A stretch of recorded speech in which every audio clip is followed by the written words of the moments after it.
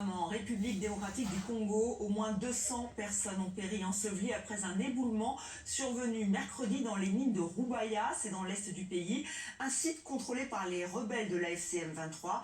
Les secours s'activent autour des derniers rescapés pris au piège dans la boue. Reportage de notre correspondant Amani Alimassi avec Timothée Marouzé. Une vallée défigurée par l'intensité de l'éboulement.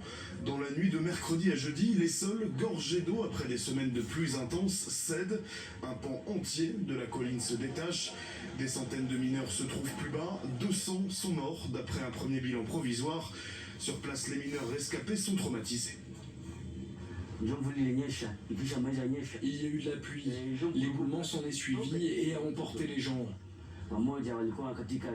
Certains ont été engloutis, d'autres sont morts dans les puits. Beaucoup sont encore coincés à l'intérieur.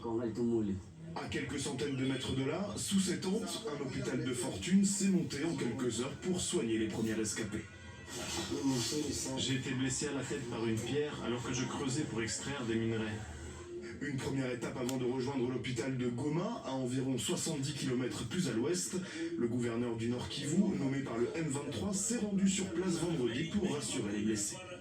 Monsieur le gouverneur a demandé à l'hôpital général de référence de Goma de pouvoir disponibiliser les ambulances pour aller récupérer les blessés qui sont encore à Rubaya.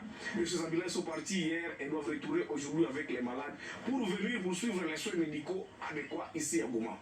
Et deuxièmement, monsieur le gouverneur a autorisé ou a exigé l'évacuation de toutes les maisons qui sont dans les zones à haut risque.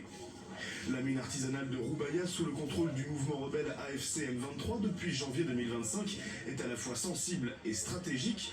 15% du coltan mondial est extrait ici, un minerai indispensable pour la fabrication de smartphones notamment.